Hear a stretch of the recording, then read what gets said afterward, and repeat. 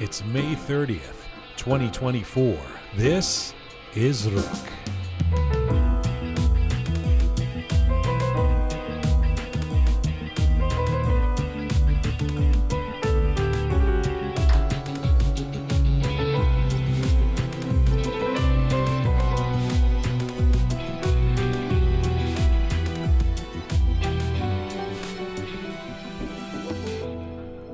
Hi there, welcome to episode 324 of Roqe. I'm Jian Gomeshi. Hello to you from Toronto, Canada. Salam Dostan Aziz, Durud bar Shoma. Hope you're doing well wherever you are tuning in from around the world. What a show we've got for you today. Hi, Smart Pega. Hello. Ali Azimi Yes. is ready to come into the studio. He's in the Roqe studio. You know, I think Ali, the songwriter, the singer, the rock star, the anthem maker, the nice guy, the thoughtful guy. I think he's also an engineer. Of course, he wouldn't be Persian if he wasn't, right? Yeah. Well, actually, Ali's story is famously that he was living a life as an engineer. And then I think it was in his late 20s or he was like 30 or something. And he was like, screw this. I want to pursue my passion. Went back to Iran. And remember, Radio Tehran was his first band around 2009 or something. Then goes back to London and becomes Ali Azimi. As we know him today. He always was, but yeah. But I think he's been on the show, I think maybe 5 times. He gets the jacket. Wow. You know, the jacket for being on 5 times. Do we have one of those jackets? No, we just have this makeshift bell every time you mention. Arsenal? Yes. Yeah, okay. Bowie, Arsenal, what do I mention? But no, you know how on Saturday Night Live on SNL, if you've hosted 5 times, they give you a jacket. I feel like we should have some sort of shitty used mug or something that we give people for ideas we can implement soon. Yes. Oh, yes. Well, we'll get to that. So Ali Azimi, but this is the first time in studio. We've done a number of interviews. He was part of our Talking to Persians London documentary 3 years ago. And we've done an interview on the phone, interviews on Skype. We've done the Zoom interviews. But finally, as I was saying to Ali a couple of days ago, finally we get to do an interview with decent sound because he'll be in the studio. And I think he's going to play a song or two from his brand new record, which is coming out in August, called Madineh Fazelab. Wow. Do you know what that means? I do not. I wouldn't know what that means, but it's a play on words. Madineh Fazeleh means utopia. Oh. So I didn't know this. Somebody idea. told me this. Okay. I think Super P. Actually, Super P didn't know either. She's pretending. Excuse me, I explained this to you. You explained that you thought it meant utopia, and then it turned out it means dystopia. Madineh Fazelab. No, you don't listen to me. I said Madineh Fazeleh is utopia, and this is the opposite of that. No, at the time you thought, when you were trying to explain this to me a few days ago, you thought that Madineh Fazeleh was the title of the record, right? Because you said the record means utopia. And I was like, that's a weird, Ali's not the... do this to me. Hang on a second, let me just finish talking. He said Ali's not the... he's kind of a guy who sometimes writes about darker subjects. It's weird that he's doing an album called Utopia about Iran. Where's he going with that? Turns out he meant dystopia. Of course, Super P led me in the wrong direction. It's always me. Speaking of, let me get to Super P. So Ali Azimi is coming into the Roqe studio. I'm going to try and have a very personal conversation. Okay. An intimate conversation with Ali Azimi, who is on tour, just played Montreal, just played Toronto. Yes. Super P was there. I was there. I guess you're not that interested in Ali Azimi. No, I honestly, I actually didn't realize that it was that night. We've literally been promoting it on Roqe. I know. Where you sit and talk on the show. I do. Yeah. This is very true. Well, you were missed. It was amazing. I know. Amazing I saw vibe. videos and everything, and I was so upset that I missed it. This guy's doing these shows now, and he's graduated to the point, Ali, where people just sing along to every song. And he doesn't even need to sing. I mean, I'll bring this up with him. Sometimes he doesn't. He just stands there and makes the crowd do all the work. And it's like, didn't people pay to get in for this? Come on, sing, It's wonderful. Experience. He is in Vancouver tomorrow night. So he's going west, and then he's going to be in Calgary. But first, he's going to be here in the Roqe studio, and I think he's going to play a song. So Ali Azimi coming up in just a few moments. I mentioned Super P, the pride of Mashhad, the daughter of Mashhad. They call her daughter of Mashhad. You only call me that. Well, you're from Mashhad, right? You're the only person I know. So, speaking of Mashhad, I wanted to give a shout out to somewhere in Toronto. Actually, it's north of Toronto. Okay. This is not an official advertisement. They're not official sponsors or anything. But I went to this restaurant, Bukhara. Oh. I've been twice now. And actually, Super P was there. After our Roqe Live, we went there. Okay. With Soli and Baba Kamini and the people who, it's a new restaurant, relatively new. It's on Yonge Street, north of Toronto. I just have to say, first of all, there's a lot of Persian restaurants, a lot of Iranian restaurants now in Toronto. It's probably 1,000 of them, right? This is definitely up there with the best. Oh, okay. It's got to be one of the best in the world. But the other thing is, they're from Mashhad, and they say it's Mashhadi food. Interesting. I didn't know there was a Mashhadi food. What would be like a Mashhadi food, Parisa? Like mahiche? No, shishlik is. Oh, I think shishlik, shishlik is mashhadi. But it was a lot of meat. Yeah. A lot of the meat stuff. So good. This is So taking me back good. to when we were doing the food series about can we be vegetarians and whatnot. The way that you're like, the meat I'm is so telling you. good. I mean, they just kept bringing meat, and it was so good. Anyways, this place is called Bukhara. I got no stake in the place. I don't even know them that well, but we went there, and it was so good. I would say for Iranians and non-Iranians Now I alike. have to check it out. Yonge Street, north on Yonge Street. I guess somewhere around the Richmond Hill, Aurora, just Somewhere around there. Bukhara, Bokh, Bukhara. It's really, really good.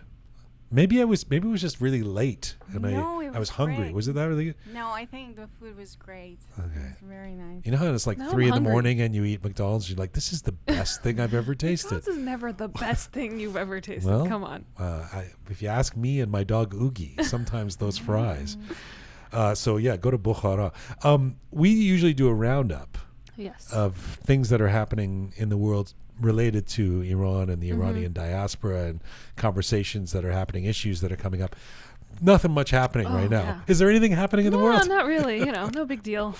What I'm going to suggest is, I think we have to talk about, first of all, the ridiculous and outrageous commemoration of the death of Raisi Yes. by the United Nations at the United Nations. I was glad to see it was mostly empty, but we do have to talk about that, because that's happened since last week, where the UN was at that point lowering flags and doing all kinds of nonsense.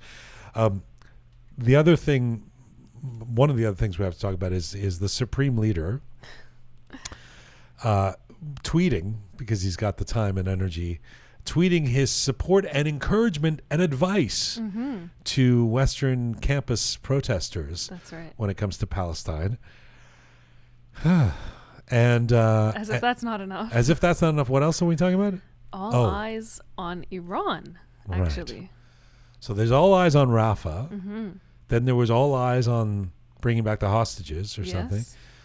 Tit for tat. And then, but the all eyes on Rafah was huge. And then the response to it, to a certain extent, from some Iranians has been all eyes on Iran. Why are we not talking about Iran? That's right. Something we've talked about. Oh, yeah. Where Iran gets lost in all this? There's been massacres in Iran, and the world community doesn't seem to notice it as much. But That's right. this is a full-fledged campaign. and it's controversial because some people wonder about the timing of this, right? And the efficacy of it and what it's actually pointing to, and All lots right. more controversy. So we're going to have the all eyes on Iran conversation, plus I was going to say more. Rafsanjani. Why would I say that? Plus the Khamenei tweets, or X's, whatever Yes. they're called, and Raisi and the UN. We'll get to all of that on the roundup.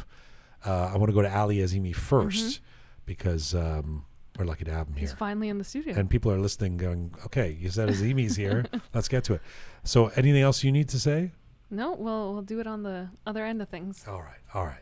So Peg, I'm going to trade you Yes. for I will be back. Mr. Azimi, as he's known I don't know who he's known to. Anyway, that's what I'm calling him, Mr. Azimi. When you think of Thanks, Meg. When you think of the contemporary stars of Persian music, you don't usually think of distorted rock guitars and crashing drums, but there are those who are breaking the mold of what is defined as the Iranian sound. And our returning guest today, one of our faves, is at the forefront of Persian rock and melodic singer-songwriter anthems. He is a songwriter, a passionate performer, one of the leading lights of those speaking out for what they believe in the Iranian diaspora. Take a listen to this.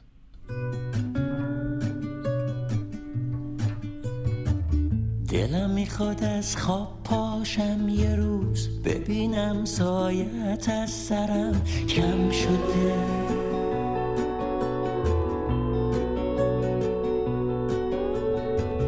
هرچی دلم خواست بپوشم وقتی فضول و هیز تو شهر کم شده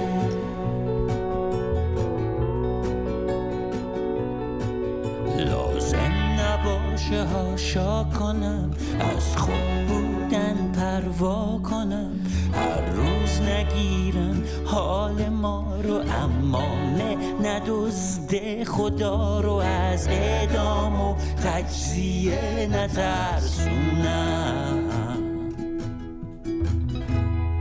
که صدها هزار مردم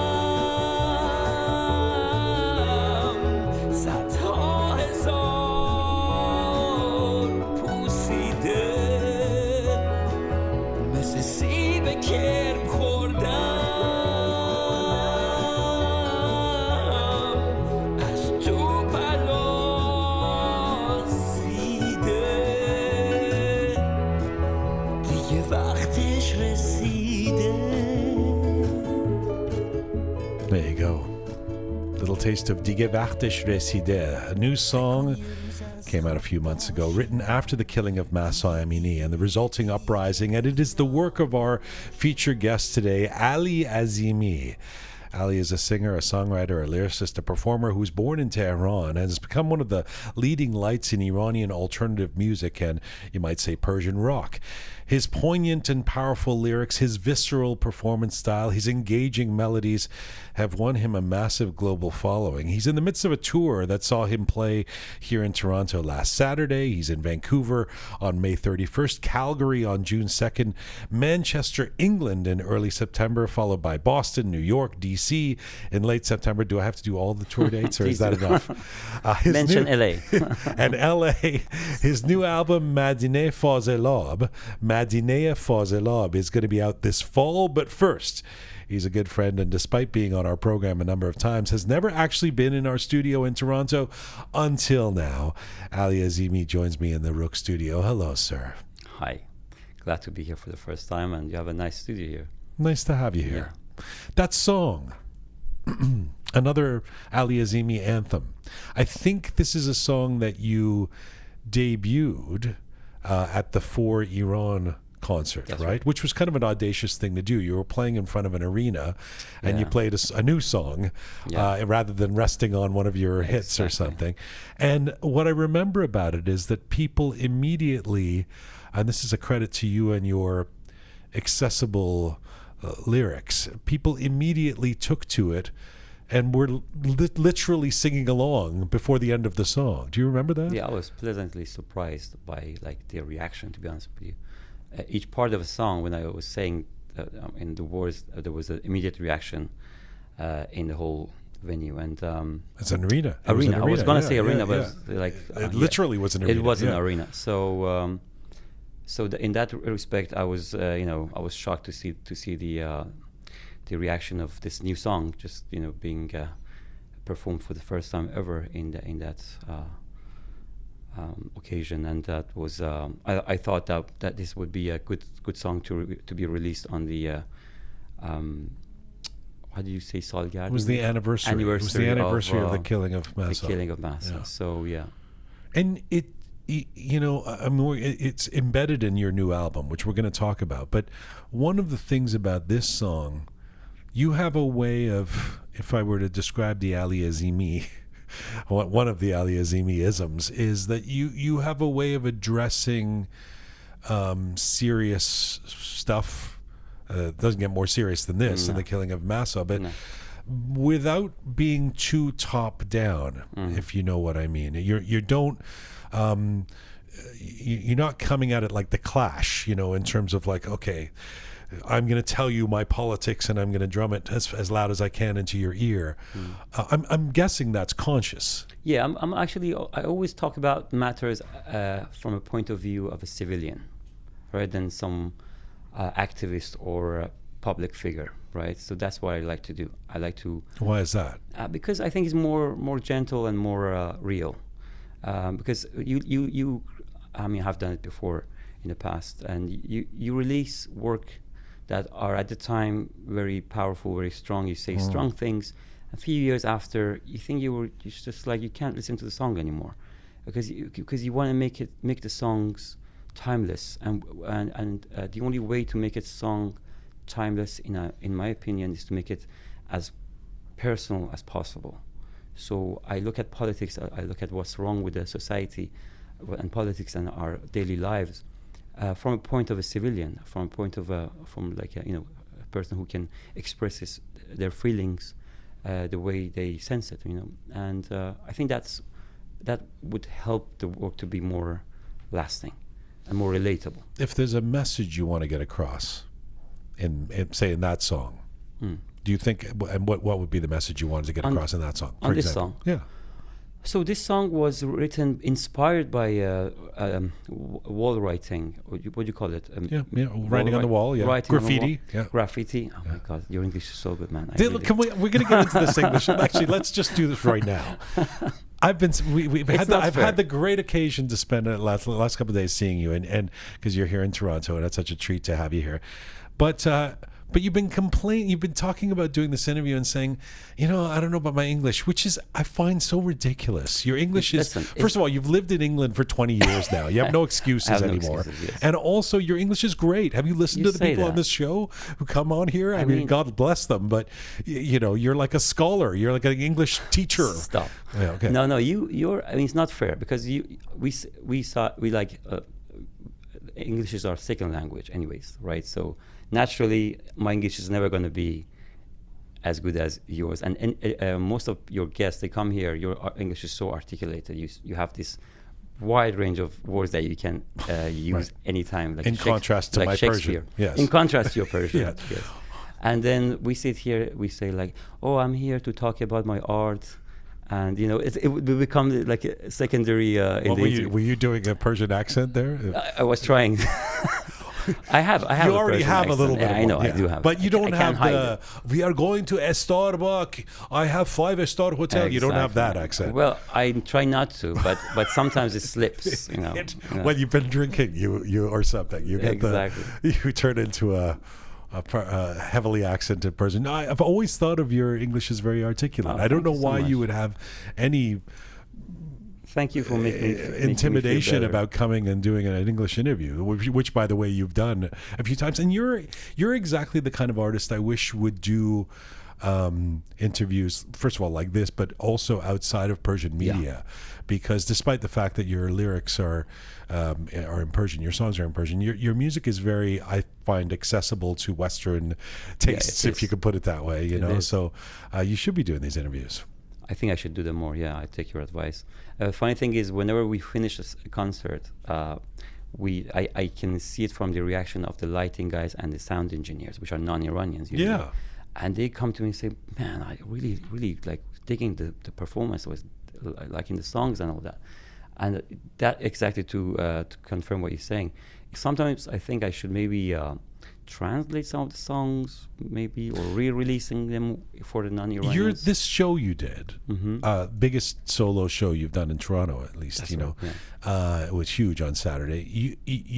I was telling you this actually a couple of days ago. You seemed to make a decision to not speak English at all, which I thought was curious. I mean, what if somebody brings a date and they're non-Iranian? That's a valid criticism. It could be a little more accessible to the broader. Yeah, that's very true. I don't know. I mean, because maybe at the end of the day, we are living outside of Iran.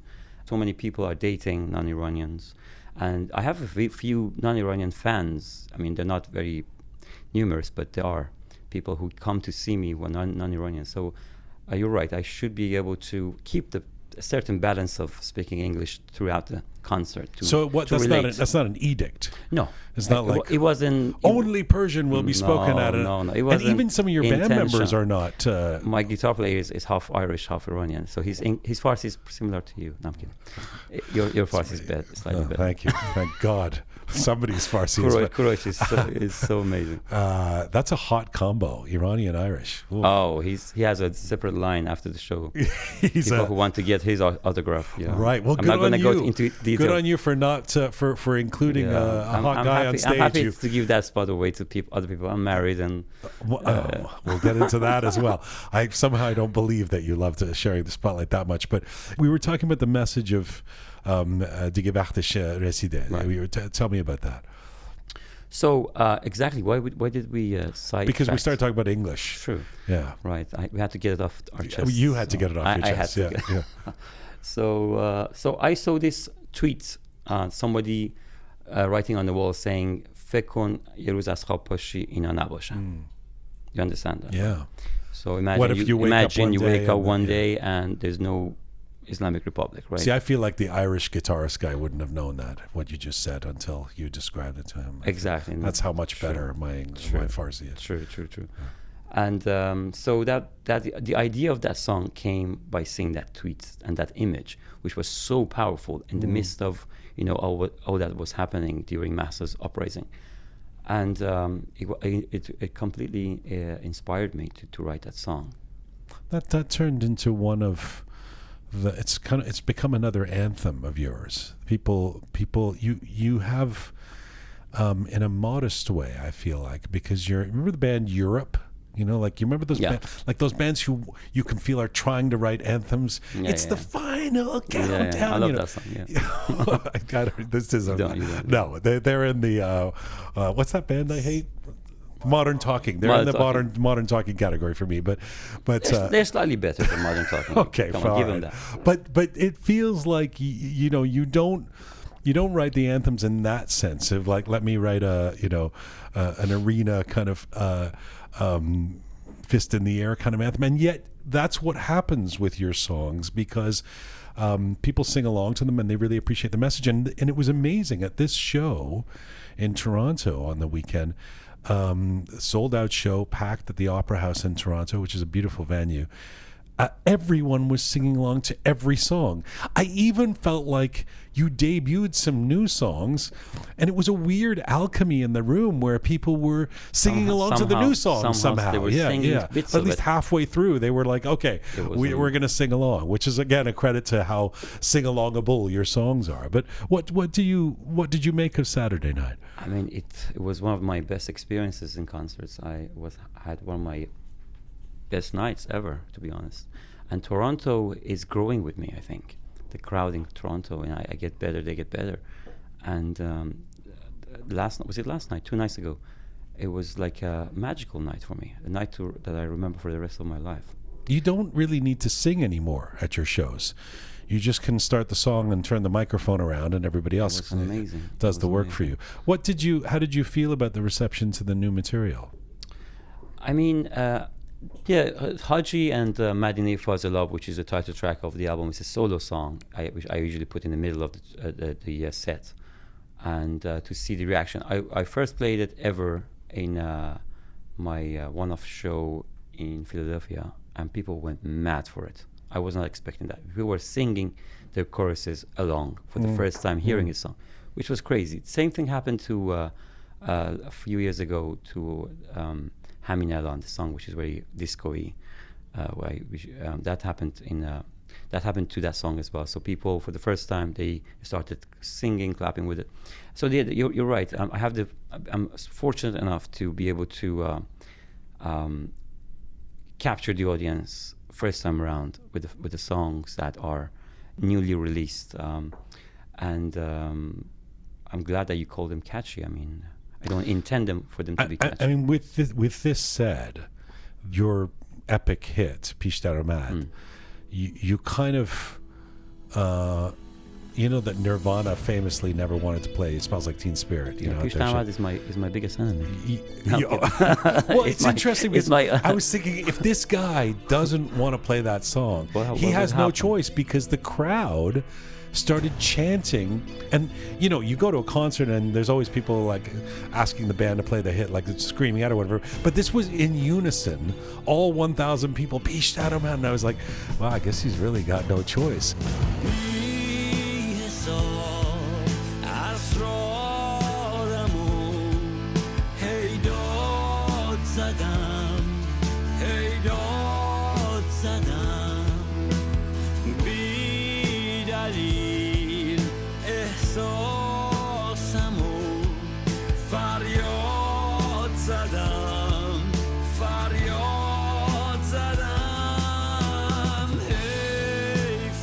And how do you feel about that? In earlier years, I used to, kind of, because the fame was something new to me. Obviously, I came from the engineering world.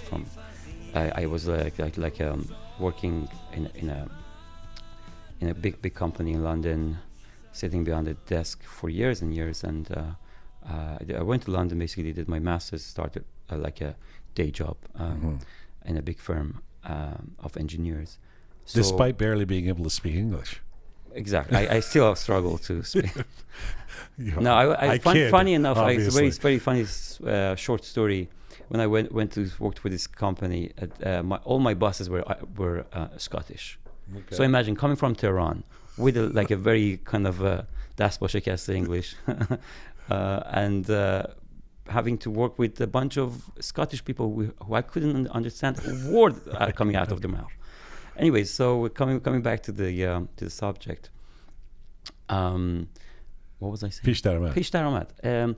I was kind of regarding it as my arch enemy, because people wanted that. You felt like you're only defined by this song.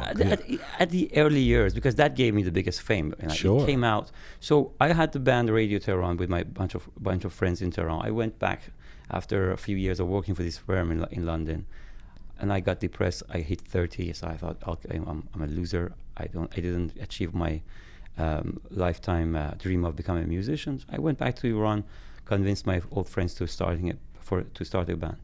And so anyway, Radio Tehran happened, the album came out, it had success, and then I came back to London to continue Radio Tehran, and we stumbled into some issues and troubles, because some of the band members were still in Iran. They didn't want us to tour without them, and we wanted to tour, and that caused the breakup to the band. And the kindest way I've ever heard anybody describe a breakup of a band. We stumbled into some issues. Yeah, because in early years it was a bit hostile. I mean, this breakup was not as nice as I'm describing it now. Yes, acrimonious, but no longer. But we made friends again. Right. I mean, in later years we decided to come together and talk about it and resolve the issues, and we decided to leave it there for now.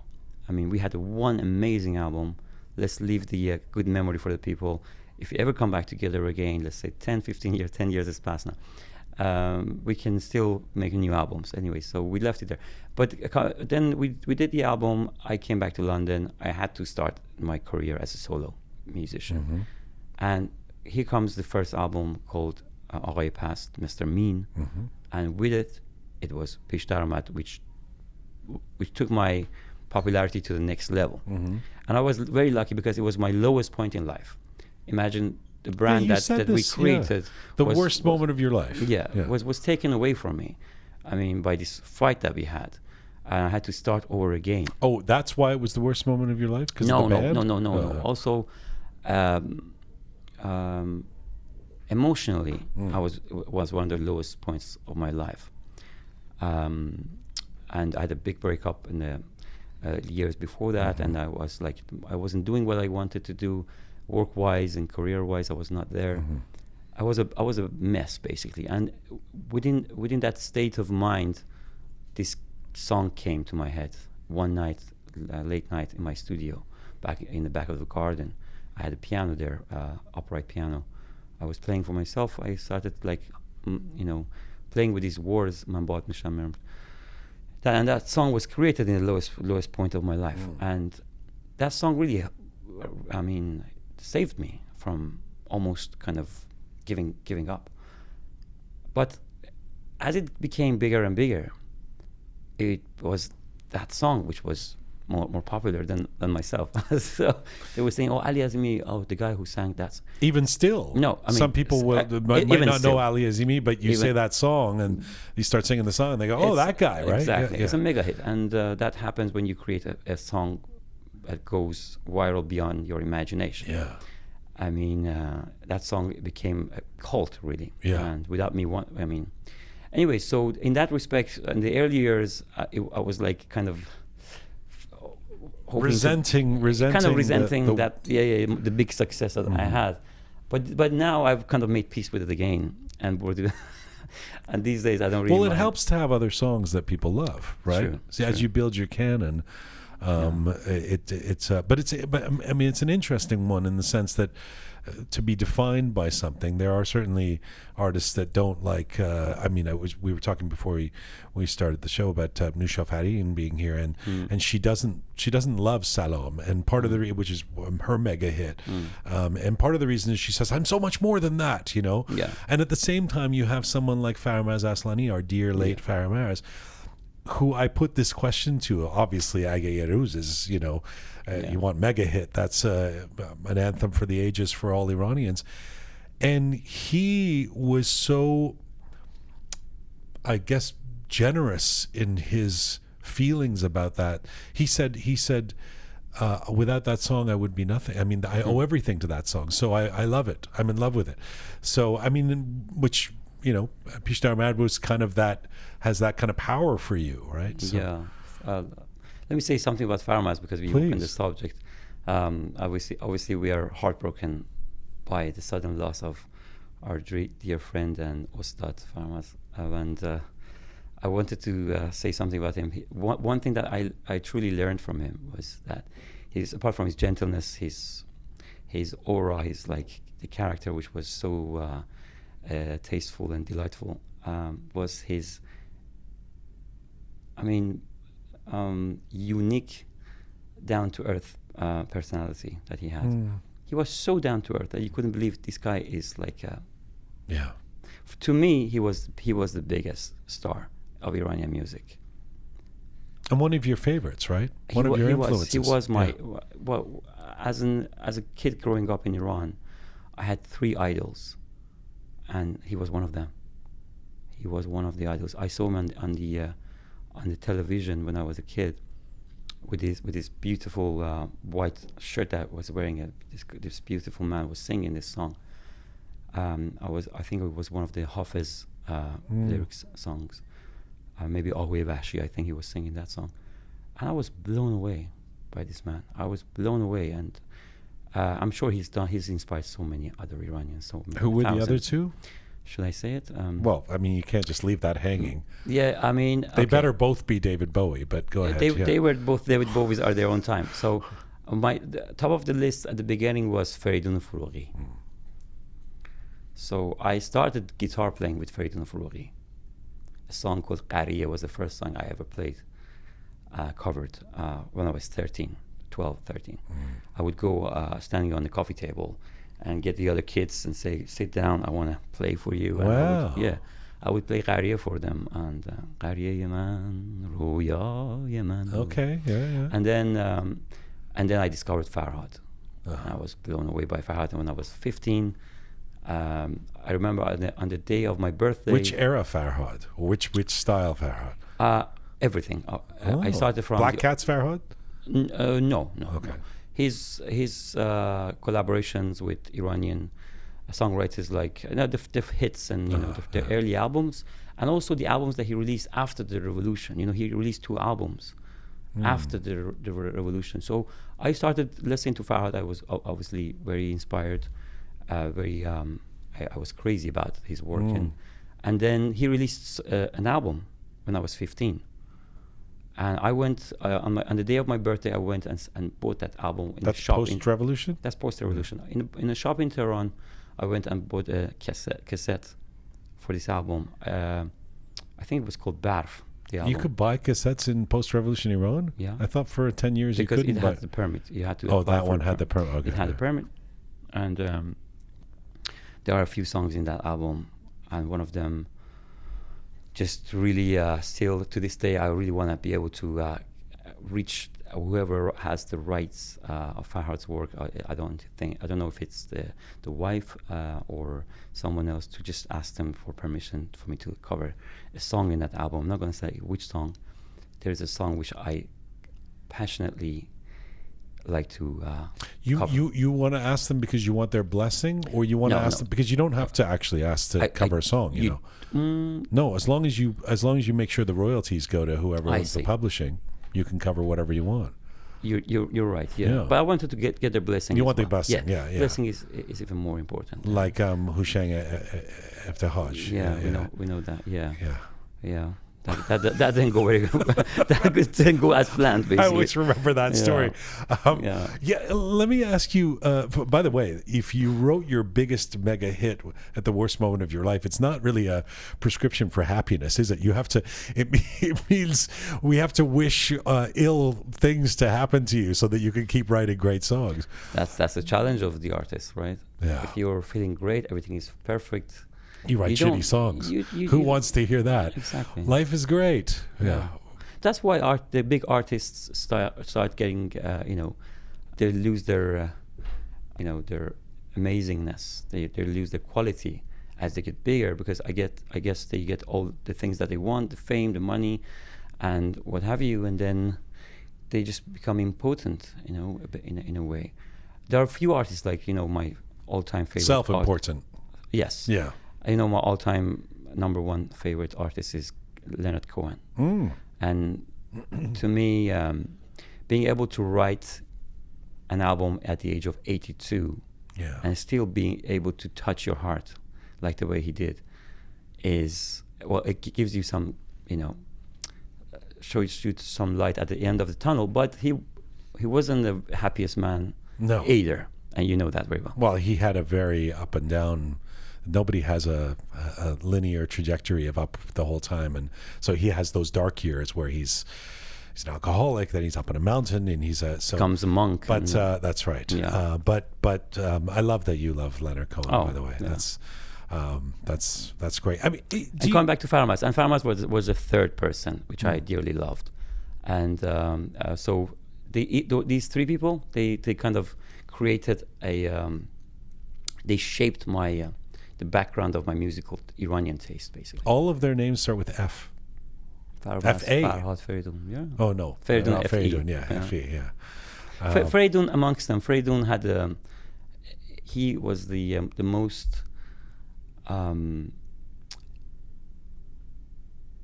underrated modern musician, in my opinion. If I ever get the chance one day, I will make a documentary about his life, because it's very sad the way it ended, and with the quality that he had, with the style that he had, way back before many other artists in Iran. I think his story needs to be told, and people need to know him better. Can I ask you something about your success? It's always, I know it's hard to kind of pretend that you're, to analyze your own career necessarily, but you are also somebody who thinks about these things.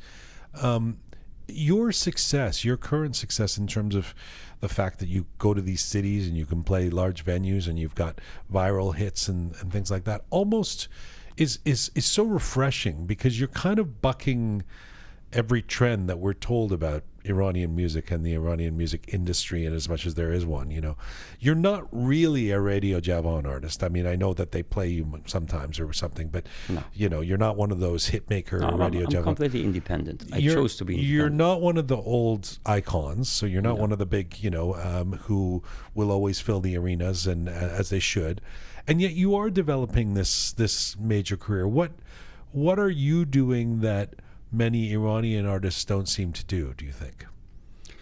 It's difficult for me to respond to this question, because I don't. It's too early for me to look back and judge. But I think just consistency. keep your thirst and keep trying to be better in what you do.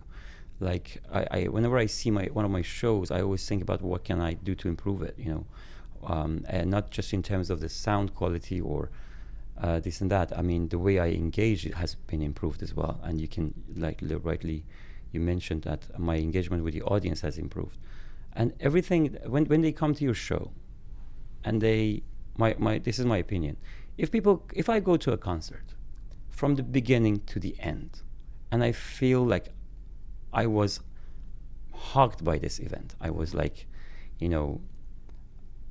I loved everything about it, from the music which is being played before the show starts, if there is a starting opening band or whatever, and the way the lighting works, the way the whole atmosphere is, and the quality of other attendees.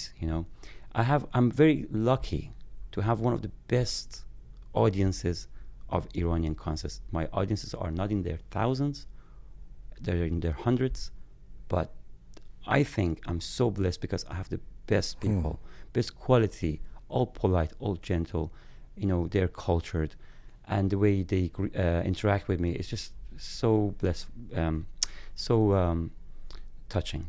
Why do you think musically? And that kind of this feeling, because I've heard it from many of the people that come to my concert, is mutual between them. So they tell others, and this kind of cycle gets improved. It's great. I mean, it grows each time. Yeah. The audiences grow, and as I told you after your show this time, it was so fun to see this audience that were. But I put it to you that there was no passengers in the audience.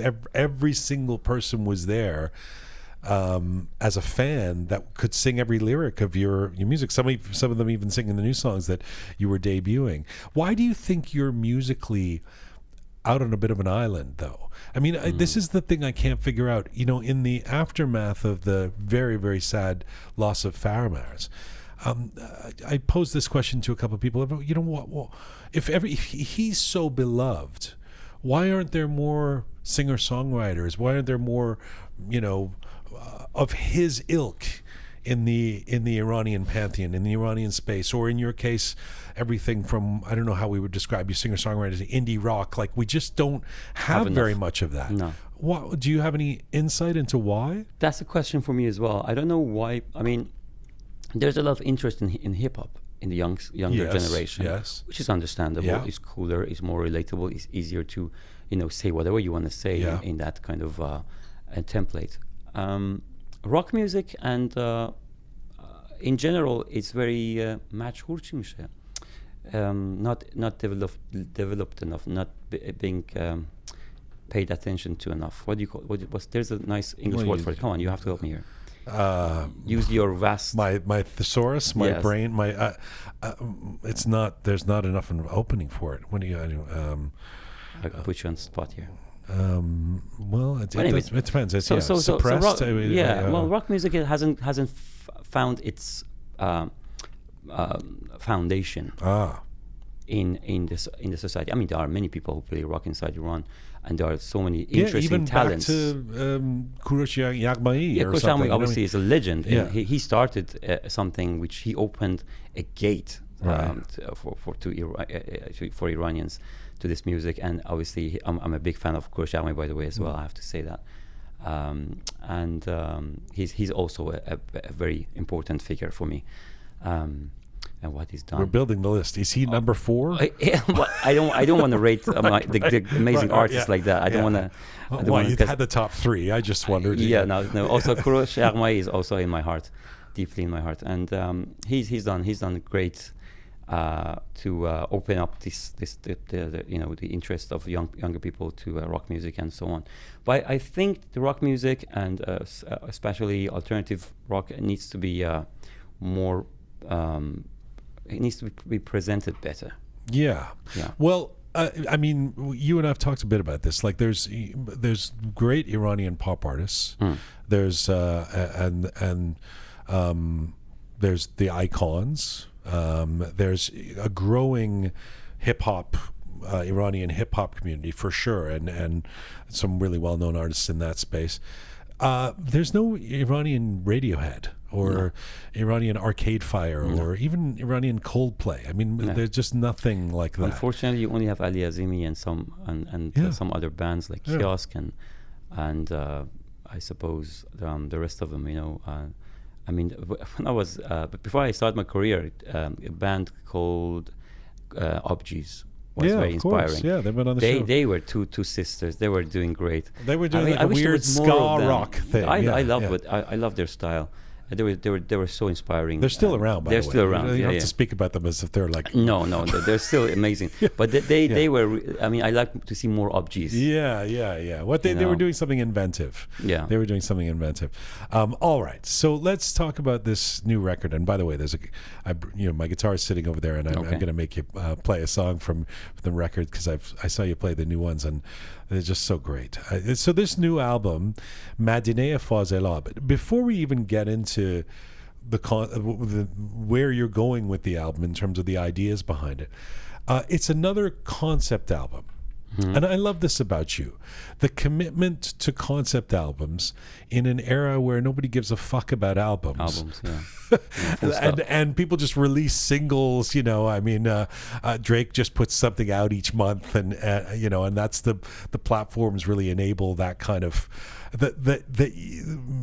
output. The fact that you are so devoted to having an idea that runs through the spine of an album, and that where the song placement goes on the album, you describe this is not the first time you've done this. No. The last few albums were like this. And then song 3 goes into song 4, and this is about.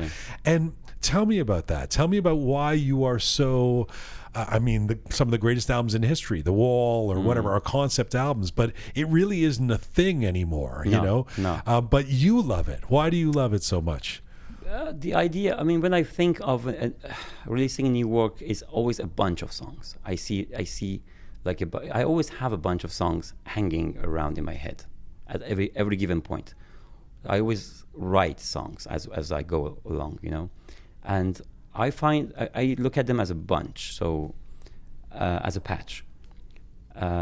So this time I wanted to during Mahsa Amini's uprising, I was like going crazy, like most of us. Like I was very angry. I wanted to say something. I wanted to do something, and I couldn't do anything like most of us outside of Iran. And so I started writing this one and that one. And I wrote a few songs in anger, and one of them was the one that you played, the Gebakhtish Raside. And then I decided not to release them. A very wise decision, because it would have been reactionary. And reactionary songs, they don't become timeless.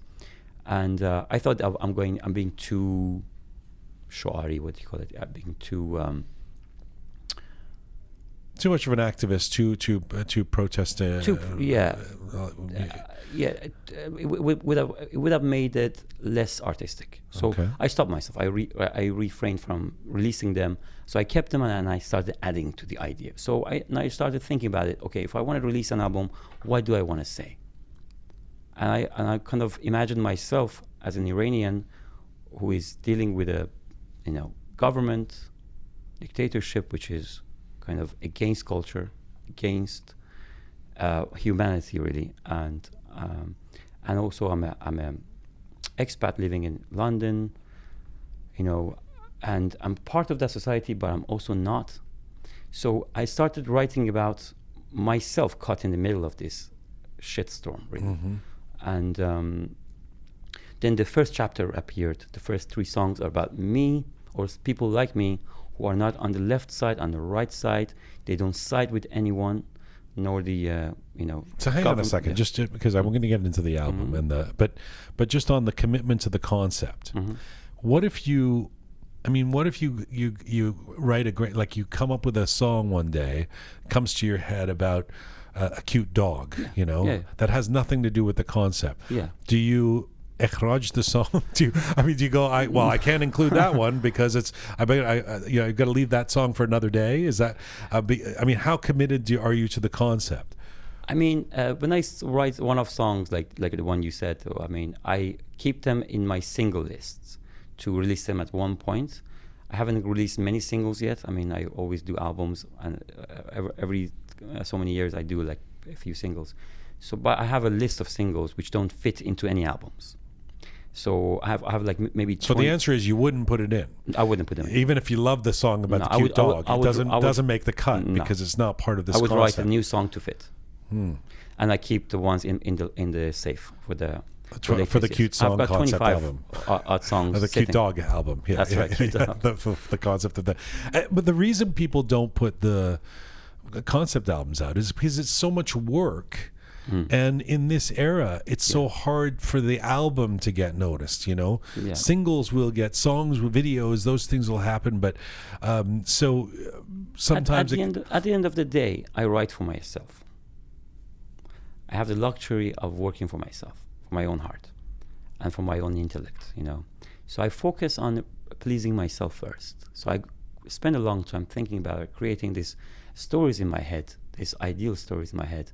I read a book, and a idea comes to my head, or I watch a movie, idea comes to my head, and I just play with these ideas and I romanticize it in my head. I mean, sometimes the But ideas, I don't totally believe you. No, No. tell me why. Well, when you say I write from myself, you've been sitting here at least twice. You've mentioned the fact that you want to write timeless classics. Yeah, Well, something becomes a timeless classic because there's an audience that loves it. Yeah. There's no timeless classic that nobody's ever heard. But timeless classic means that going back it's to got a to big. Pish So you Daramat, care about the big audience. Going back to Pish Daramat, if I wrote Pish Daramat to appease others, it wouldn't have been a song like that. I see.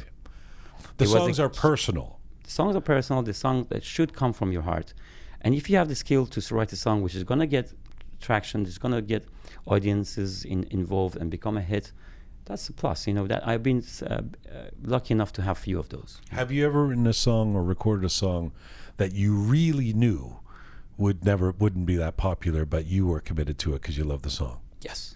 Okay. Yes, absolutely. There's a song called in my. You name the song because a bunch of Ali Azimi fans are going to go, no, that's the best song. They would Yeah. actually. There's a song called Nakhoda in as Ishq o Shayateen Digar of Love of Other Evils album, and that song Nakhoda was supposed to be was my baby from the beginning of the creating the album, and I was thinking this song is going to be the hit. This song I lifted at the last song in the album, and the musically it was one of the best productions we had. One of the best. I mean, the guitar was played by Puya Mahmoudi. He did a fantastic job.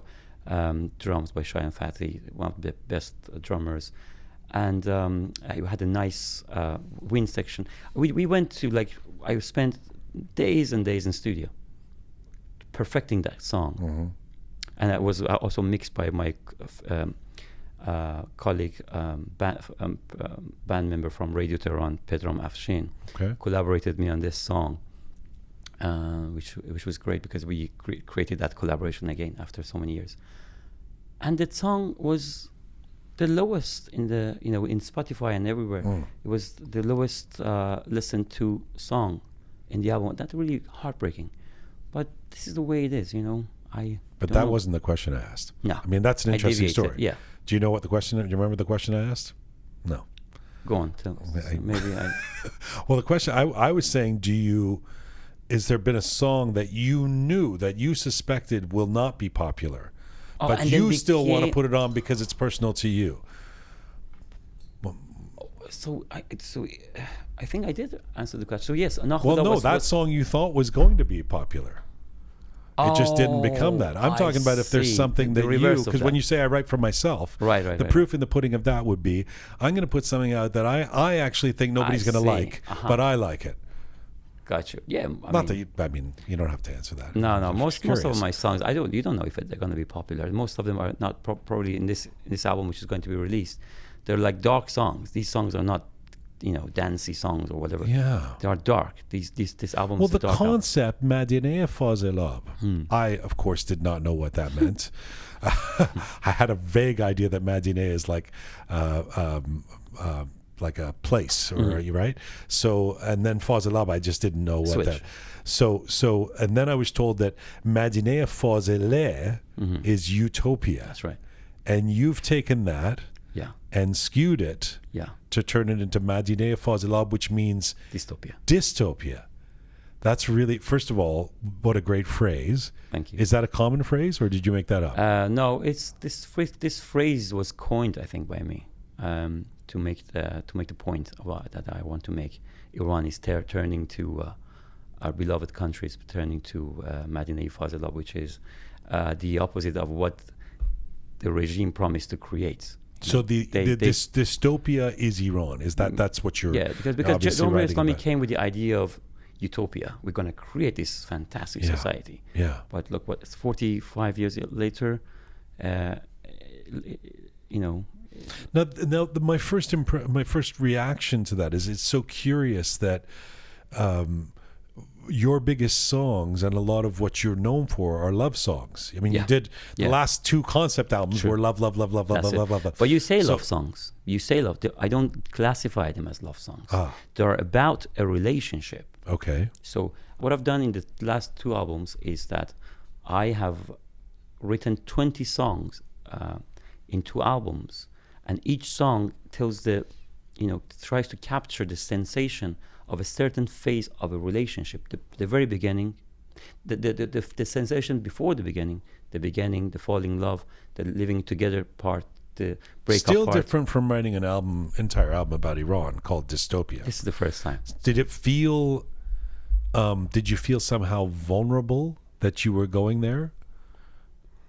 No, I feel like it came to me naturally after what happened in Massa. I mean, in Zan Zendegi Azadi movement, it felt natural to me that I have to write something. I have to make my stance here, because like I was telling you, one of the songs, man, the intro song to the album says, "Na man namastam na kharab, na ye wahe na sarab, na muridam na murad, man ye zemzeme am to gush abad."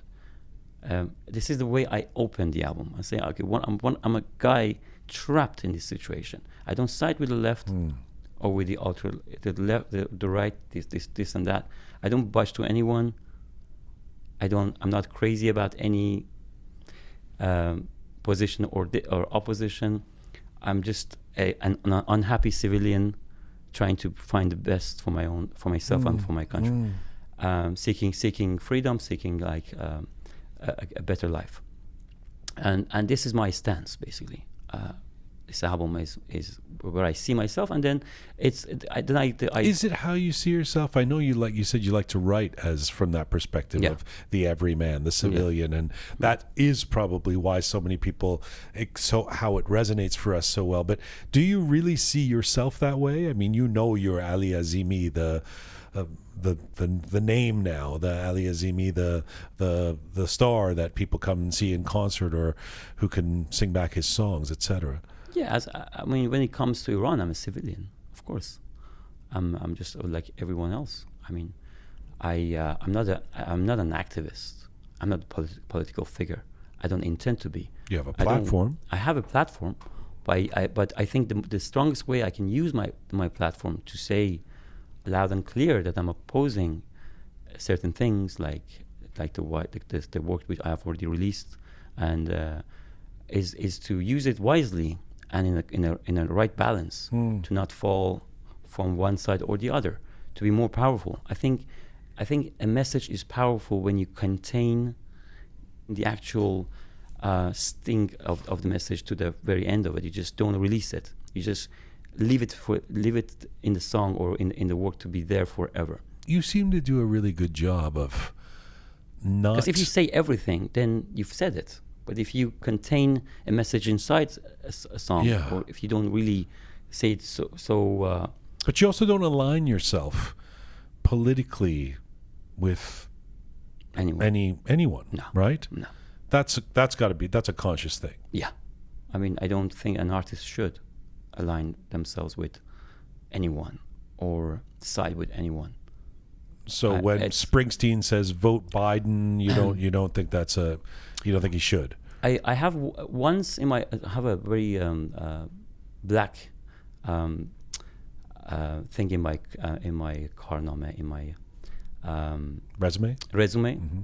I once tweeted that for people to vote for Rouhani first time around, because I was kind of being asked by lots of my friends inside. Oh, we want to change. This guy is going to give us Persian. It's going to change our lives, and we're going to. And for the few years, the people were feeling like, oh, the change is coming. They were living a better life and all that. So I'm not, I don't know if I did a right thing or wrong thing, but I said in the tweet that I hate all of these guys. But if you think this guy is better, for you to vote for this one rather than the other one, which was the lesser of all evils. Yeah, lesser of all evils, but that was a big mistake.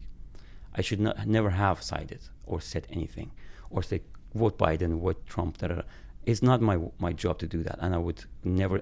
I think that was one of the biggest mistakes I made in my career.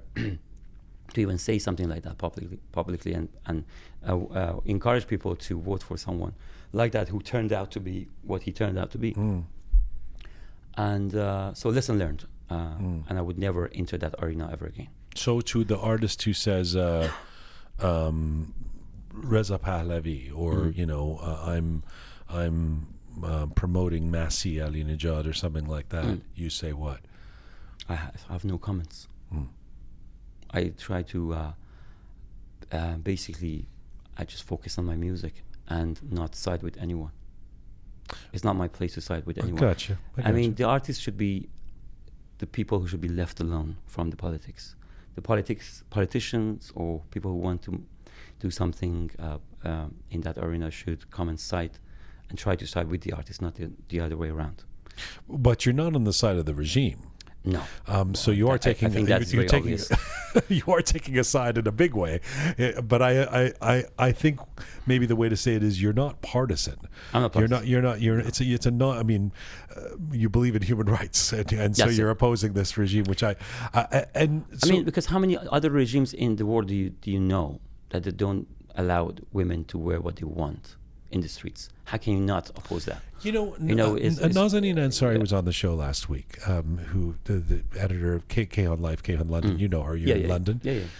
And she said something that I thought was so perfect in terms of summing it up.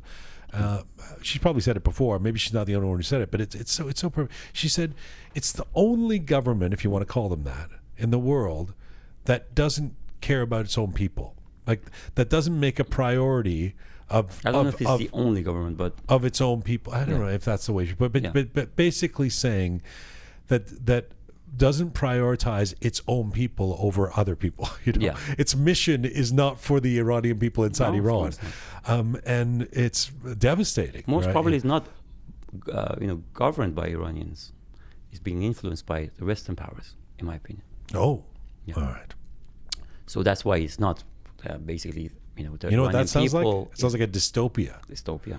Madineh Fazela. So if I were to tell you, if you were to summarize the journey that we go through on the album, this is an album that's going to come out in what, August? August. I'm aiming for August to release it 1 month before the US tour, which is the most part of my tour. Okay. I want to for it to be fresh when we start touring September.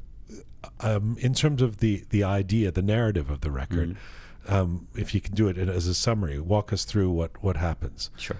So the first few songs are about the storyteller, so describing himself. Is it either Ali Azimi or someone who's singing along with Ali Azimi? So he describes his position in this world as an Iranian, but he doesn't say anything about Iran. Doesn't say anything about the Jumhuriyat Islami or this and that. No, he doesn't say. Everything is so, help me out with words here. Sometimes I don't actually know what you're about to say. Otherwise, I thought you were gonna. So no, so I don't. So basically, the first 3 songs are personal. Okay. It's about the person who's telling the story, caught in the middle of this situation, right? Being an Iranian, living in modern days and modern times these days. Yes. It's basically post-Mahsa Amini revolution, so a kind of Iranian who's stuck and struck in the middle of all this. Absolutely. Yes. Okay. So and then after that, and the Madineh Fazela, the song I'm hoping to play for you today, is one of the songs of this chapter. Okay. Right? It's an early on the record. It's the second song of the album. Okay. Yeah. Okay. And then you have a few other songs that the artist is, it talks to the authorities. So the first 3 songs, it's basically describing himself, and the few other songs, the next songs are actually addressing this different layers of power. So start with Haji, and then up and up and up. And that chapter ends with Dige Vaqtsh Raside, right? And then this last song is Khoda, talks to the guy talks to God. Takes the complaints to God. And that's an orchestral song. That's a big band song with a orchestra and choir. What an amazing project. What an amazing way to you're commenting, but you're also, it sounds like catharsis. You're walking us through your own experience. I'm like literally journeying through this, and this is the Ali Azimi experience. To put it the best way, the album is a conversation with ourselves, a conversation we would like to have with the government, with the authorities. We would like to tell them in Haji, it tells the Haji, the guy, the Basiji guy who beats up the kids, is that, listen, you are badbacht yourself. You are poor, and you're living a shit life yourself. You're just a tool in the hand of your superior, and they get richer, they get fatter, and you're just a stupid instrument in their hands. So it's a conversation that we would all like to have with the other side, to say, listen, look, think about these positions. This is the ideal conversations to be able to break this kind of evil alignment. Do you think of it as would you consider it a political record? It is. I mean, I can't shy away from terming it like a political. It is a political record for sure. And when people say something like, people are exhausted, they don't want to hear political stuff, they're looking for something upbeat, something that take their mind off all of the trauma of everything that we've been through, what do you say? I think that's a very valid point. I think people are tired of us talking about,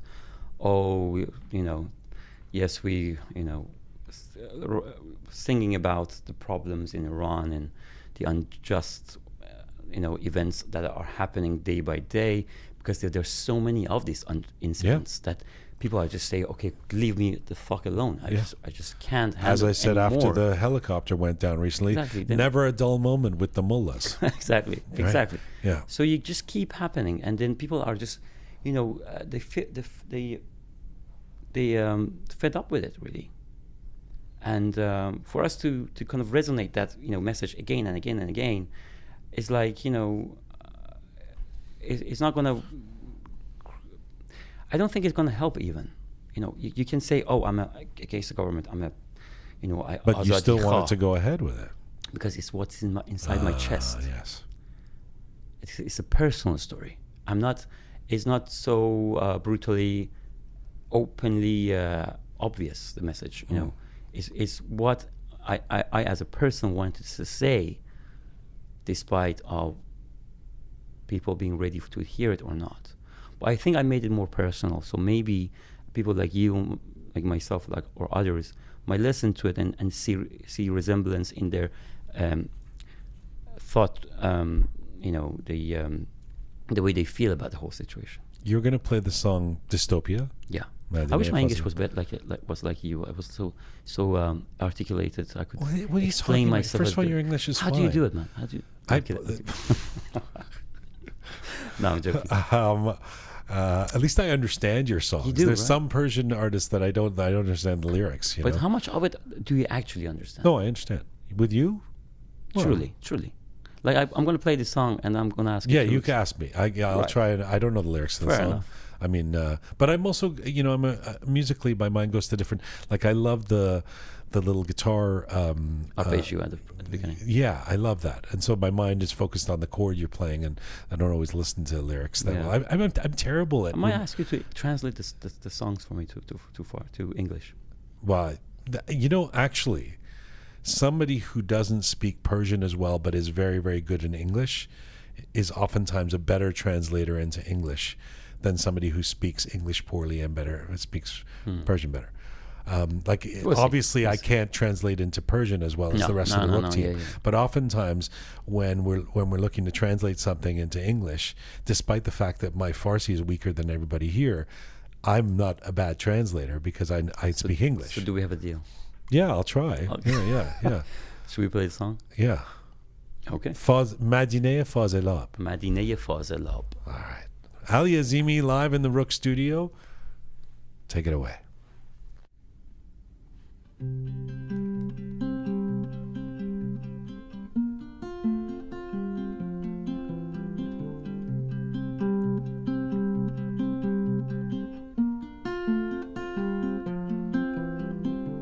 همیشه ته صفم همیشه بیخ دیوار رویا هم محو میشن عین دود سیگار همیشه سر نوشتم دست کس دیگه است یه روز روباه پیر یه روز خرس تزار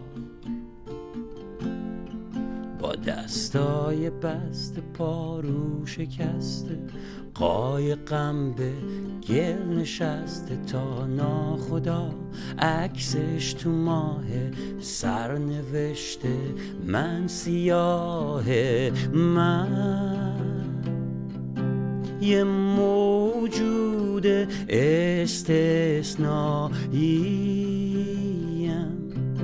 چاه نفت و جیب خالیم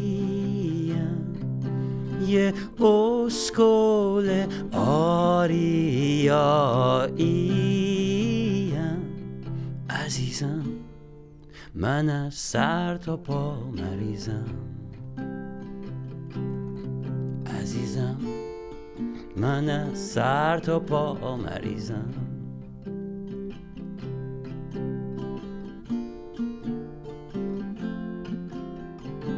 دیگه جواب نمیده پاشیدن گلاب بوی جوراب میده مدینه فاضلاب مثل یه همسترم رو تردمیل خراب هر روز هی تز میدم واسه یه انقلاب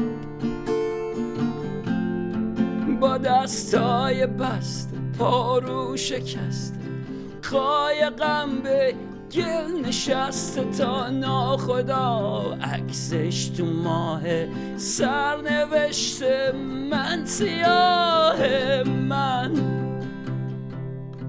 یه موجود استثنائیم چاه نفت و جیب خالیم یه اسکول آریاییم عزیزم من از سر تا پا مریضم عزیزم من از سر تا پا مریضم عزیزم من از سر تا پا مریضم عزیزم من از سر تا پا مریضم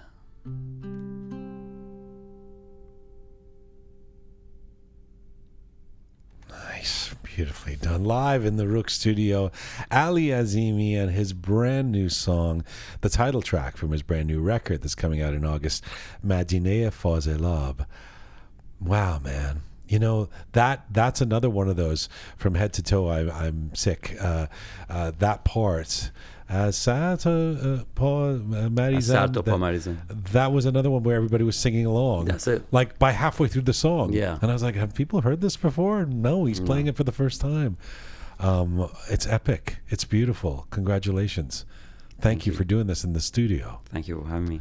studio. First time I played this song as a recorded version, has not been yet released. So yeah, it's amazing to having the option to play it with you here in the Roqe studio. And thank you for having me after the show and in between capturing me in between the tour. It's a good way to promote the album, good way to talk about the what I felt creating the album, having through making the songs ready for the show and trying to connect to the audience. And it's a great opportunity for me to express myself halfway through and just before the release. I love hearing you acoustic like that. Like I mean, that's an option for you to not have the band, right? That's it. Yeah, so many people tell me, like some musicians included, that they say you're at best when it's only you and your guitar. Mm-hmm. And because I'm a singer-songwriter by default, so this is where this is how the song is created, and then I add, and I go to production. And sometimes there has been in the past that the experiences that I have ruined a great song by too much production. Just too much production. And Ahaz Ishq, the song that I played in the concert, is one of the examples. I want to redo that song again because I just destroyed that song in a recording, and it's so much more pristine than what we did. Especially with personal songs. Yeah. Yeah. Why do you hate the other band members so much? I just don't like them. They're too good looking, some of them, you know. That's right. Stealing the spotlight they again. They take this, the attention away. You know, look at Farjan, for example. Kourish, I mean, not so much. Yahya with the hair, the cool hair. With the dreads, and you know. Speaking of and Ali Bros, of course. Speaking of personal matters and being noticed and being in the spotlight, since the last time you were on our show, I think I've seen you in the interim, but you got married, right? Are you married officially? Who? You. Why are you looking at me like that? You're making me nervous. Are you guys no longer married? You're still married, right? When? No, I'm kidding. Yes, I got married. Jesus, scaring me. No, don't worry. Like, I feel like I've said something that is there breaking news? The marriage. No. So you got, first of all, congratulations. Thank you so much. Thank you so much. You and the wonderful Pega. How did that feel for Ali Azimi to now be a married man, off the market, as they say? Yes, I mean, I'm over the moon. I'm really happy. We're in love, and really enjoying this new experience. There's really that's the only answer you could possibly give to the question. But I appreciate that it seems like an honest one. And there is breaking news, actually. Uh-oh. And I wanted to ask you about this. I felt trepidatious about asking you about this, but then I realized that the wonders of the internet somehow figured it out. Most people have figured this out already, which is that this is wonderful news, that you and Pega are going to have a baby. That's right. Which is amazing. Yeah. Congratulations. Thank you so much. And tell me about this. How are you feeling? And you know the gender, or or the sex, I should say.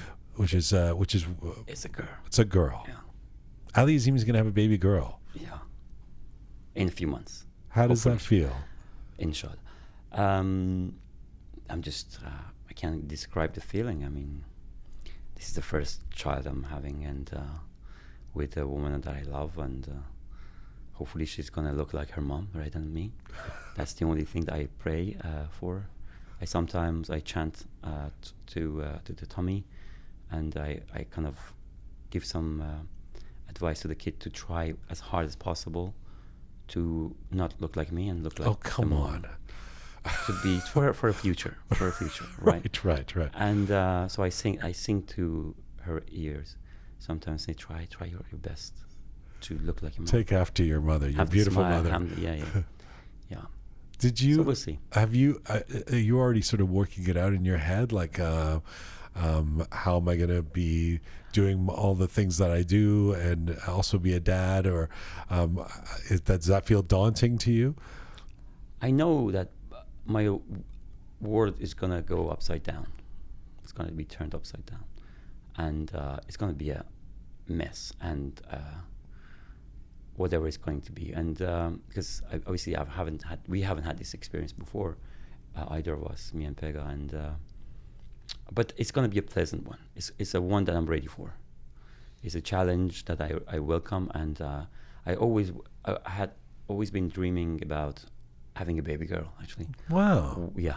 Not a boy. You're I mean, I was always dreaming about having A baby having girl. a daughter. Huh. Yeah, so walking her in the park and whatever was always my dream. So hopefully, You're both performers. Pega, of course, an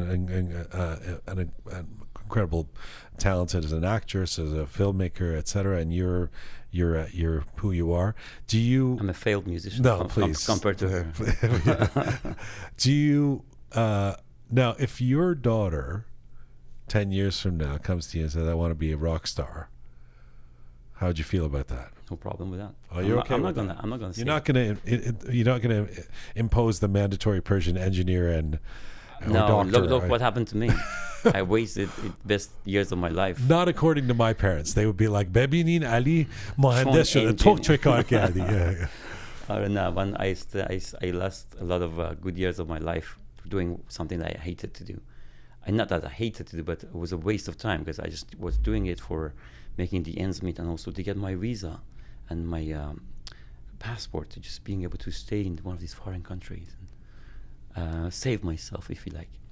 And that's the reality of Iranians in Yes. diaspora, Yeah. trying to move out of the country, save themselves if they can, rather than staying and building the country and fighting, and which are so many of us are doing, and we are basically relying on them.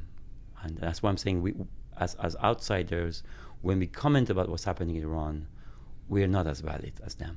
So that's why I don't try to impose myself as an activist, because I think it's like Interesting. You feel you're an outsider now, even though you're not. my heart is in Iran. Yeah. That's why people say to me, "How do you do it?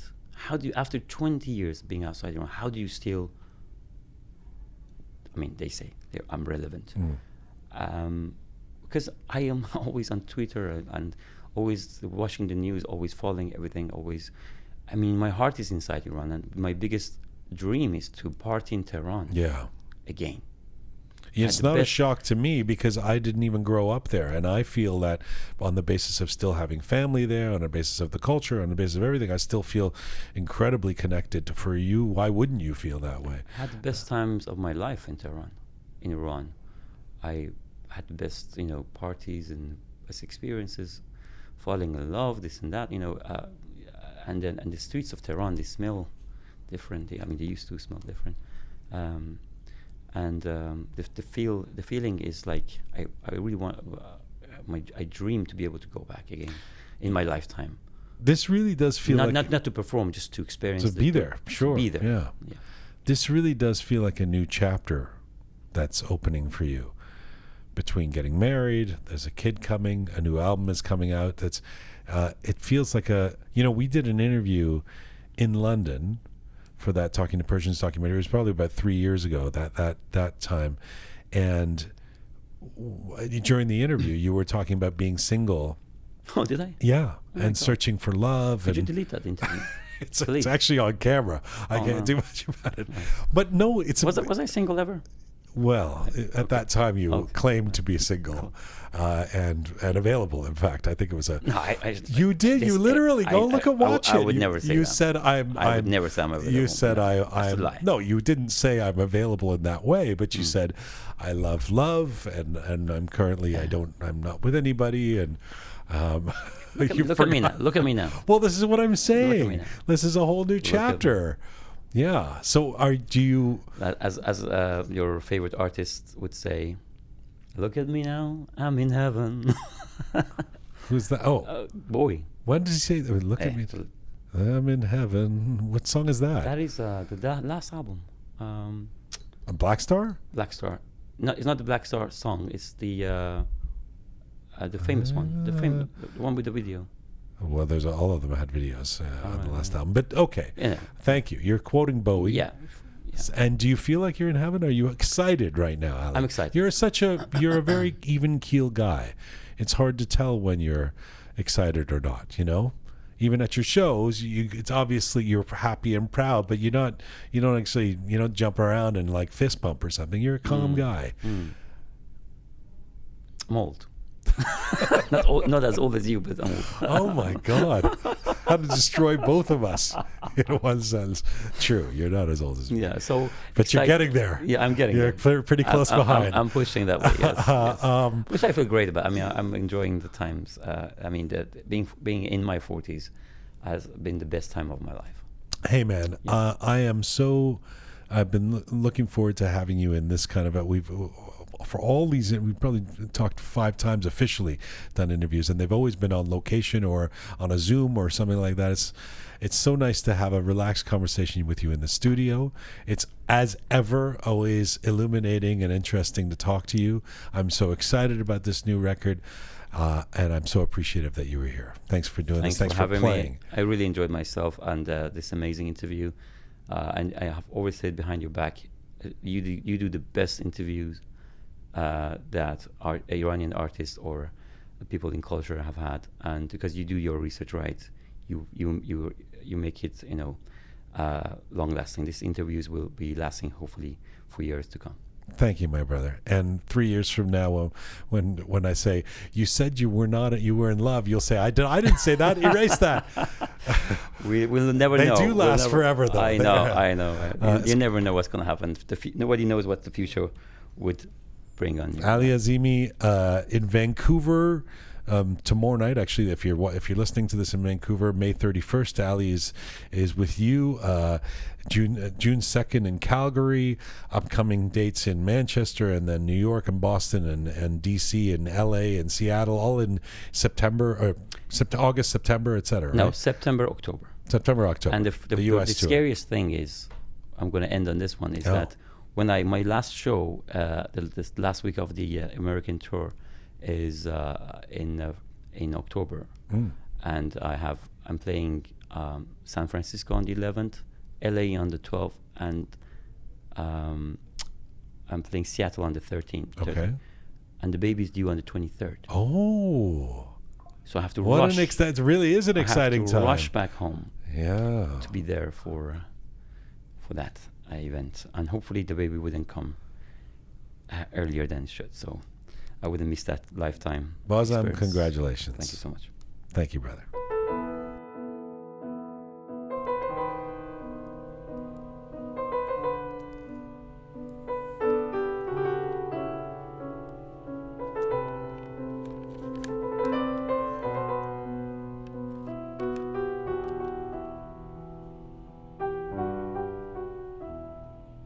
This is Roqe, episode 324.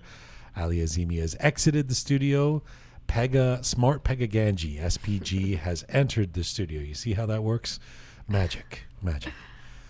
That was great. It really was an intimate conversation. I had no idea congratulations were in order. I you didn't know. Well, no. Yeah, you don't scour the internet for this kind of gossip. No, I had missed that. A baby girl. Yes, girl dad. And he was very intent there at the end there about how girl is what he's wanted, not a boy. Well, I'm biased, but I think girl dads have more fun.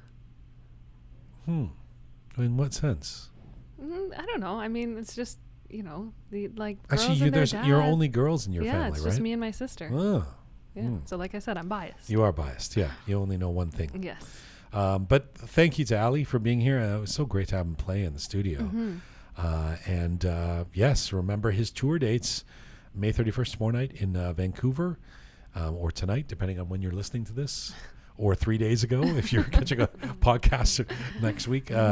Calgary coming up, and then the big tour in September in the United States, etc. Can't wait for this new record to come out. Okay, so Pega, we talked about before the Ali, we talked about doing the roundup of what's going on, which we normally do at the top of the show, at the back end of the show now, to not interfere with Ali being on the show. But let's get to it now, the roundup. And unfortunately, it's not a lot of fun to talk about based on what's going on in the world. First of all, can I once again express my disappointment, dismay, and anger at the UN. This time it was it today? It was today. Yeah. I mean, it's hard to keep up with all the stupid things the UN is doing. Today, paying tribute to the late former President Raisi, the butcher of Tehran. I mean, no one thinks that this guy, is a good person, let alone, a murderer that, as most of the Iranian people around the world see him as.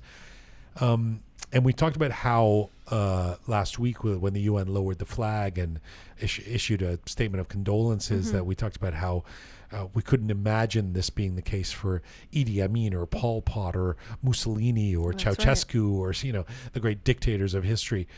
And yet for Raisi, now there was a moment of tribute at the UN. Actually, it felt even more than that. It genuinely felt like a memorial ceremony because there was, some words shared, and then it was a moment of silence. And I say this, but if you've actually seen images of, when this took place earlier today, it's empty. So yes, so most people would take place, boycotted it, right? That's right. Most countries just were like, exactly. Okay, we don't want any part of this. Thank God. Absolutely. So the thing that I'm left wondering is, why do it? I'm still going back and forth, and you see the controversy in this actually taking place because, for example, the Biden administration said that they wouldn't send a representative to the meeting, but then earlier this month they expressed their official condolences. So you see this weird kind of back and forth that a lot of countries are, I want to say, struggling with because they don't want to support what's happening, but then at the same time playing footsie with Iran. It's with the Islamic Republic at least. It's it's really it continues to be confounding what we should do with the UN, because as per our conversation last week, and by the way, the full video of that last week's episode is up, in which we talked about whether the death of Raisi will change anything, and had Cameron Constantinian from Nufti on, and Nazanin Ansari from Kehan Life and Bahodar Last, and one of the conversations had in that space last week in our space here was about the UN and whether we should give up on the UN, whether it's futile to expect anything of the UN, because there's a paradox in terms of the way we approach things, sometimes condemning the UN, other times wanting recognition, wanting UNICEF to step up for the people of the kids of Iran, etc. And it continues to be confusing because it is an important international body, and as Cameron and Nazanin and everybody was saying last week, there are some people at the UN doing good work, and at the same time, you see things like this and you're disheartened. You just think it's an agent of the bad guys. I mean, an international body that pays tribute to somebody who's presided over executions that are in contravention of the Declaration of Human Rights from that same body, from the United Nations. What is this nonsense, right? And now I have to say, on that same note, there was also protests that were held right outside of the UN while this was going on. So, we often talk about bringing awareness to situations and bringing awareness to what's happening inside Iran and echoing the voices of those inside Iran. And so this actually was a way to do that. While this was going on inside of the UN, there were protests outside that definitely got some airtime, that have the news of it has been shared all across social media. So again, this weird give and take, this struggle that we continue to have. So there was also that I wanted to shed light on and show that there was still that opposition out there, and showing that we don't support the fact that the UN was doing this. Okay, I know you want to talk about All Eyes on Iran. I do. And the questions around that, or the hullabaloo that's created. But let me just first mention that this tweet, this message on social media from Khamenei, of support for campus protesters. Now, this is something that, because this has been my hobby horse for a few months now, where I talk about, regardless of where you're at on the spectrum of pro-Palestine, pro-Israel, sickened by what's happening in Gaza, expecting that this is the response that should be to what happened on October 7th, all of that. The one constant for me is, don't be fooled into thinking the Islamic Republic is on your side just because of their nonsense messaging. And we've talked about how scary it is to see at some of the pro-Palestinian marches and things like that, even here in Toronto, the IRI flag, the Islamic Yeah. Republic flag, people actually defending, on our own platforms, Khamenei saying this, the regime is about liberation. This week, somebody posted, about our conversation last week, somebody posted, well, the Islamic Republic regime isn't as bad as what the U.S. has done over the years, and it's like, wow, this is a whole new narrative that is ignoring what's been going on in Iran for the last 45 years. So this tweet of support for campus protesters, what I would say is to the protesters or to those who might be seeing this in any way sympathetic, beware where you put your eggs. Don't be fooled by the anti-imperialist rhetoric, and don't develop a romance around these mullahs that they're on the side of liberation or something. Not if it can lead to so-called Sharia law as practiced in the Islamic Republic. If that's the example, beware. Remember, we've seen this movie before, and it wasn't that long ago when the 1979 revolution happened in Iran. And Khomeini in 1978, goes from, he's in Iraq in exile. He goes to Paris, goes to France, where they allow him to be. And he's only there for a few weeks before he returns to Iran. And the Shah is, of course, exiled. Before he returns to Iran, let me remind everybody that he becomes the toast of the intelligentsia and the cultural elites, not just in Iran, where, of course, a lot of the intelligentsia advocates for revolution and then later regrets it, after what the revolution turns into. But outside of Iran, even in France, he was visited at that point by Michel Foucault and Jean-Luc Godard and Mitterrand, and, he was seen as some kind of, I mean, it's almost absurd to talk about Khomeini this way, but because he was engaging in the anti-imperialist rhetoric, and because it was all about, we're going to get rid of the dictator monarch, which was the narrative at least, people saw him as, the symbol of liberation and freedom and democracy. The same guy who would then go to Iran, co-opt the revolution, and preside over hundreds of thousands of deaths over the years, right? Whether during the Iran-Iraq War, whether sending kids out to the front lines, whether the executions, whether the suppression of dissent amongst liberal nationalists and communists and everyone who was gotten rid of, to leave this theocracy, these murderous mullahs as the clergy leading the so-called Islamic Republic. We've seen this story before. Don't buy the hype that these guys are on your side for freedom and democracy. Yeah, I mean, let's not forget that this is one of the world's leading sponsors of terrorism. This is the same person who imprisons and tortures and executes its own student protesters. Let's not forget that for a minute. Yes. And let's remember that this is all a tool for propaganda that's aimed at advancing the interests of the Islamic regime more than anything else. It's not about genuine support. It's not about, actually being on the side of any one of these student activists. It's propaganda. That's all it is. And the concern is, it's not that I do believe protesters, most of them have the heart in the right place. The concern is that in the zeal to condemn whoever you think of the powers are, so in this case, like say the U.S. and Israel, etc., that you find sympathy, you start having sympathy for Islamic Republic and Sharia law, where the truth is, you put them in place and they're going to preside over everything that that you don't want, right? I mean, including a lack of democracy, obviously. So that's my little rant on Khamenei's tweet. By the way, he didn't just tweet support. He then said, please read up on... Well, it was a whole letter. He issued a letter, and the letter was just, laughable, really. Yeah. And ended it with, you should all familiarize yourselves more with the Quran. That was his parting words of wisdom. Yeah. Not that there's anything wrong with the religion. No, there's nothing wrong with that. It's about who is writing the Quran necessarily. Yes. It's what you are. It's if your prescription is if the threat of the good example is the Islamic Republic. Yeah. That's not what we want. That's not what anybody should want.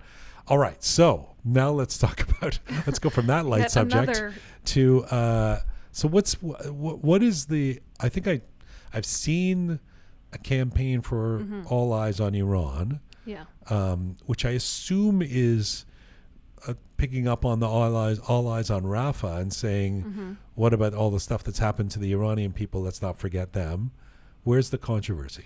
So yeah, like you mentioned, the campaign has picked up based on that verbiage, I guess. And so what the image that so many people have shared in the last 24, 48 hours, where it's, all eyes on Rafah, a lot of Iranians, what they've done is removed where it says Rafah and put Iran instead, and shared information about whether it's the number of deaths that have taken place in Iran, whether it's the brutal tactics that the Islamic Republic uses against its own people, whether it's, the difficulties of the last 40 some odd years, whatever the case may be. And it's geared towards Iranians who are supporting, whether it's the Palestinian cause or the Israeli cause or whatever the case may be, within the bigger context of the Israeli-Palestinian conflict. So what the messaging is who cares what's happening? Your focus should be on the atrocities that take place in your own country. Is that what is it aimed at Iranians or aimed at the rest of the world to say, what about Iran? I think it's a little bit of both, but Okay. I think it's predominantly aimed at Iranians, Okay. saying, you should be more focused on what's happening in your own countries. And the reason I wanted to talk about this actually is because I understand where some of this might be coming from. We often talk about the fact that when we're talking about what's happening inside Iran on this show in particular, we don't really talk a lot about what's happening in the rest of the world. And of course, there's atrocities happening all across the globe. There's no shortage of that. But the reason I wanted to talk about it is because I wanted to just say that supporting Iranian freedom is not mutually exclusive with supporting the freedoms of anyone else. Yeah. And the issue that I have is that, how do we expect the international community to sympathize with us if we can't show empathy towards some of the other things that are occurring across the world, right? You're saying it doesn't have to be a choice. No, it really You don't have doesn't. to choose only one. But okay, And keep going. And the other thing is, that again, the Twitter world or X world or whatever you want to call it is a really dark place. And some of the things that I have seen in the last 24 hours have made me really sad as an Iranian, because just some of the some of the tweets, some of the messages, some of the things that people are writing is just so dark in the midst of, everything that is going on. And I don't care whose side you're on. I don't care what your political agenda is, but it's like, talking about, kids being killed and saying, oh, they deserved it. Or it's about really graphic images of deaths taking place and saying, oh, this isn't important. We've had worse. Right. As if it's some sort of competition as to, it's innocent children. We're all human. Like, I just don't see how it is that we can be the same people who are out in thousands, 80,000 Iranians getting together and saying women, life, freedom. But then when it comes to other atrocities taking place in the world, only meaning it when it's Iranian women? Or No, but I do. Here's the thing: when you say there should be oxygen for us to support all the other atrocities going on, or speak out about them, we can't speak out about everything. I mean, I can't. I don't have the. Realistically, how much time can I spend on what Boko Haram is doing? Right. And it's horrible, right? Or Ukrainian deaths, at the hands of Russia, or vice versa. So the part where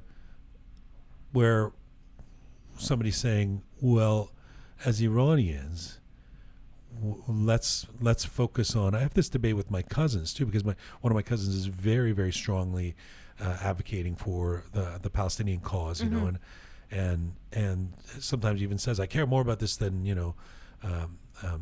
what's going on in Iran right now, And it's like, well, okay, but that Iran's where we have family. Iran's where we come from. Iran. So isn't our responsibility for the predictable consequences of the actions of the regime in our country of our descent? and where our families are.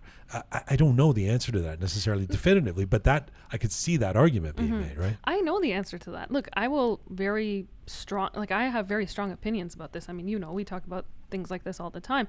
I will never say that I care about anywhere else more than I care about Iran, because I would flat out be lying. That's just the truth. But I also don't see why it has to be one or the other. I can care about my country. Are the people who are putting up all lies on Iran saying it has to be one or the other? I think the campaign is focused at taking away attention from what is happening in other parts of the world to put more focus on Iran. And even that I understand, because as we've talked about so many times. Well, what if it's just, but what if it's like, hey, don't forget Iran too? I don't think the campaign is meant in that way. I think it's a lot, and that's what I have an issue with. Is that naive it's of me to say that? Why are you laughing at me? Well, because I think the campaign is a lot darker than that. And that's what I really have an issue with. It's not so much that we should be all rainbows and butterflies and think about the entire world. It's just not feasible, and I think it's naive to say that anyone can.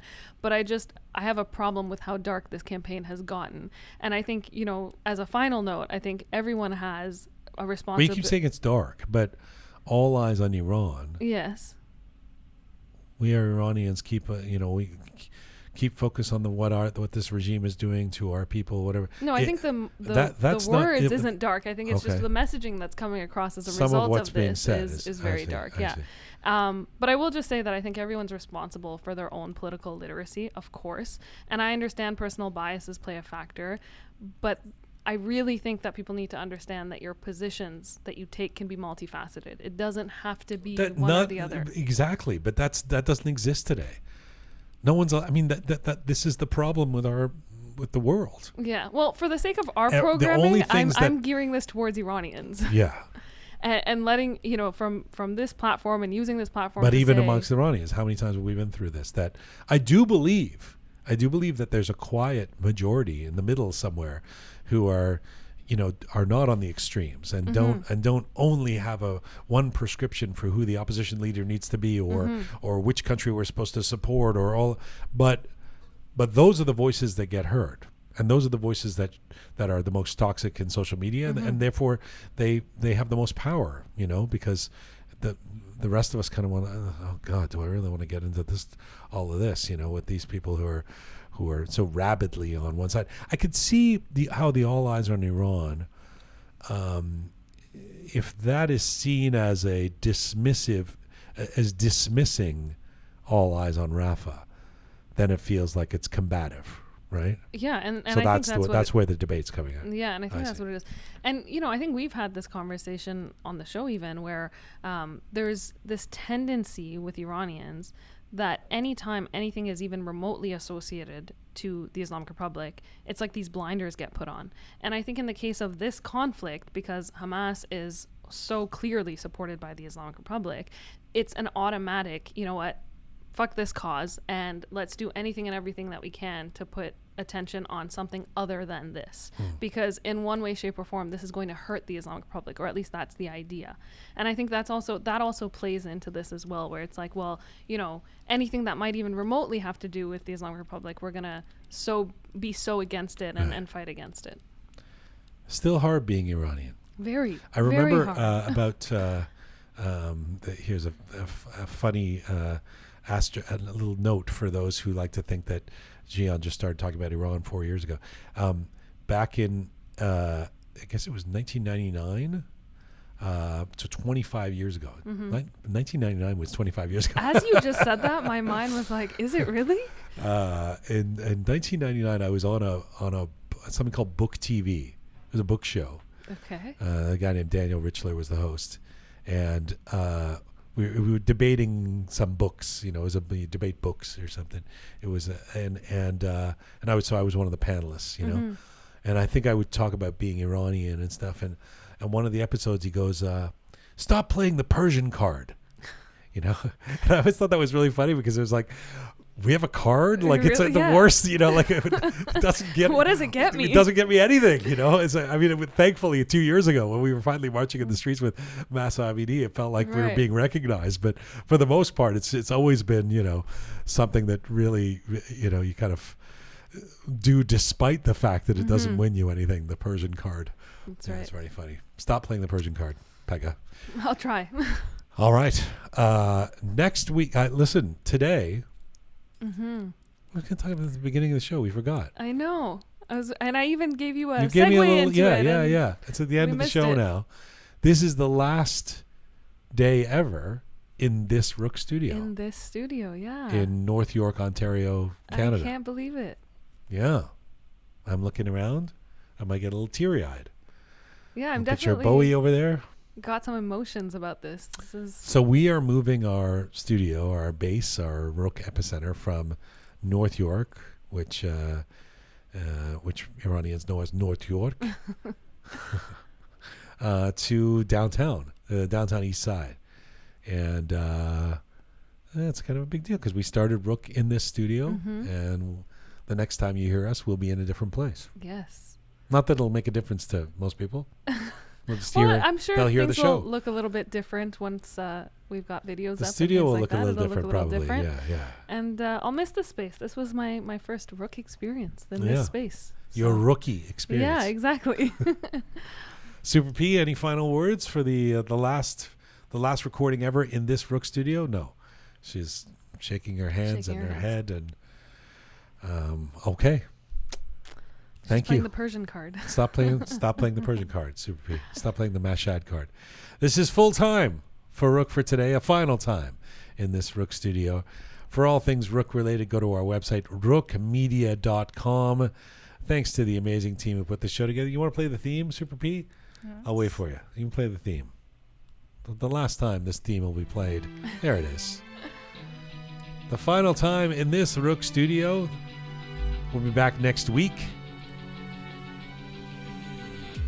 with a new episode of Roqe.